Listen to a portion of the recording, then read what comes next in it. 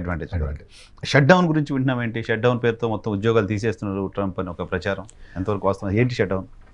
Government shut down అంటే మా దగ్గర ఒక గవర్నమెంట్కు పార్లమెంట్ ఆథరైజేషన్ ఇవ్వాలి. మన ఇండియాలో ఏమో మనకు పార్లమెంటరీ సిస్టమ్ ఉంది. పార్లమెంటరీ సిస్టమ్ అంటే మన prime minister is the boss. దాదాపుగా ఆయనే పార్లమెంటు కంట్రోల్ చేస్తాడు. సో స్పీకర్ పైన కూర్చున్నా కూడా స్పీకర్ కన్నా ఎక్కువ మనకు తెలుసు ఎవరికి పవర్ ఎక్కువ ఉంటుంది అన్నది మనకు తెలుసు. ప్రైమ్ మినిస్టర్ ఒకవేళ బిల్లు పాస్ కాకపోతే దాదాపు ఇక్కడ రిజైన్ చేయాల్సి వస్తుంది ప్రైమ్ మినిస్టర్. అక్కడ అట్లా ఉండదు.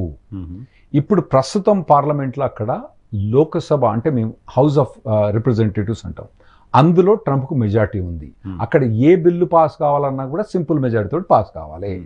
కాకపోతే రాజ్యసభకు వచ్చే మటుకు అంటే మేము సెనెట్ అంటాం. సెనెట్కి వచ్చే మటుకు అక్కడ 60% ఓట్స్ కావాలి. ఓకే, ఇతనికి ఉండేది ఎంత?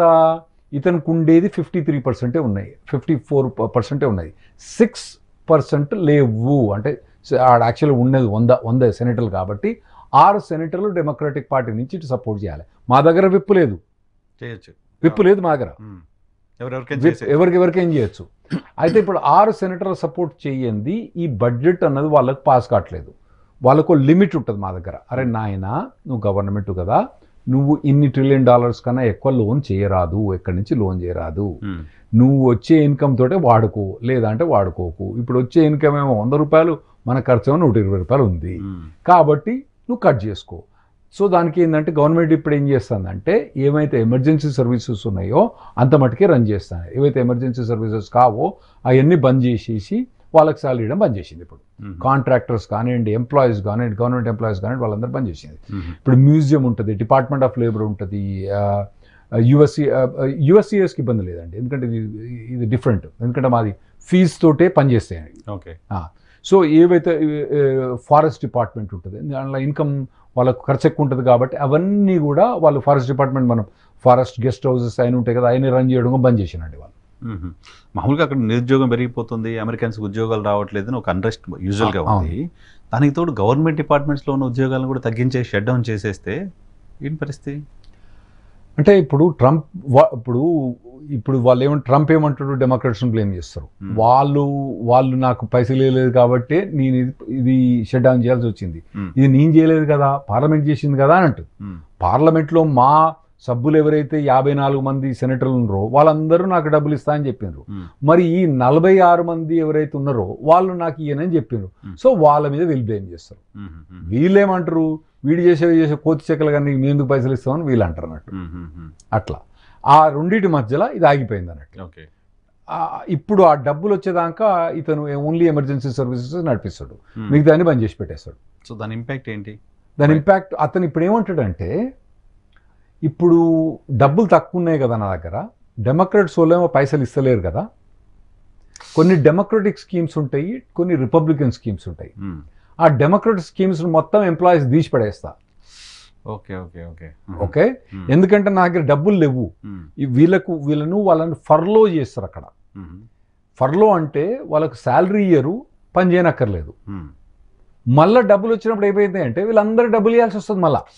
ఓకే, ఇప్పుడు మీరు గవర్నమెంట్ ఎంప్లాయీ, మిమ్మల్ని ఫర్లో చేసిన అనుకోండి, మీకు 2 నెలలు డబ్బులు ఇవ్వను.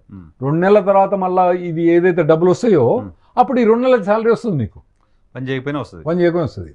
ఇప్పుడు ఇతను ఏమంటాడంటే, ట్రంప్ ఏమంటాడంటే, ఏవైతే డెమోక్రటిక్ పాలసీస్ ఉన్నాయో, ఎవరైతే వాళ్ళకి పైసలు పోయినాయో ఆ డిపార్ట్మెంట్ మొత్తం తీసేస్తా అంటాడు.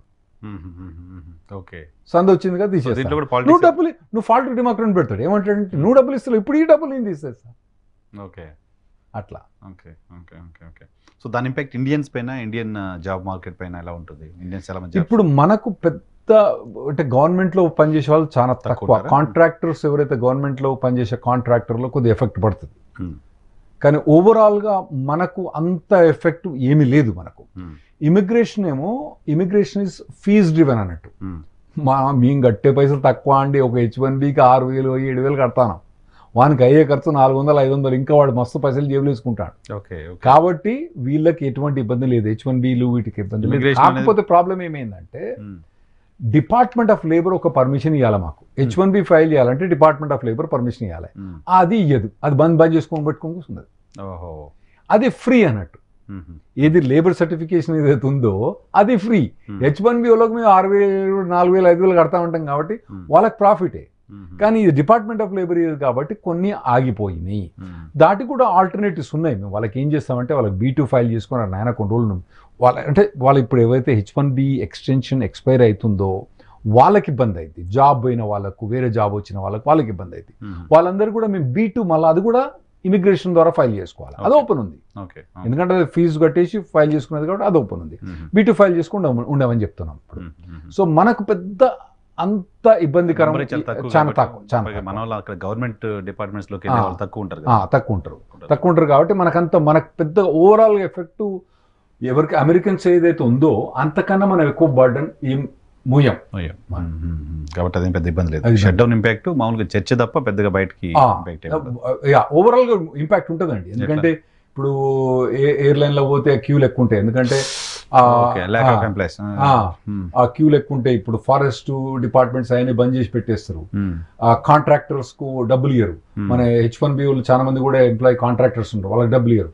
గవర్నమెంట్ ఎంప్లాయీస్ కి ఏమో ఫర్లో చేసినప్పుడు ఏం చేస్తారు, 2 నెలల తర్వాత వానికి డబ్బులు వస్తాయి. కాంట్రాక్టర్ ఏం చేస్తారు, వీడు కూసాలి, వీనికి డబ్బులు రావన్నట్టు. సో ఇట్లా ఇబ్బంది అవుతుంది, కాంట్రాక్టర్లు కొంత ఇబ్బంది అవుతుంది. కానీ ఓవరాల్ గా మన ఇండియన్స్ టార్గెట్ ఏం కాదు. ఇది జనరల్ గా వాళ్ళ ఇంటర్నల్ ప్రాబ్లమ్స్ తోటి టార్గెట్.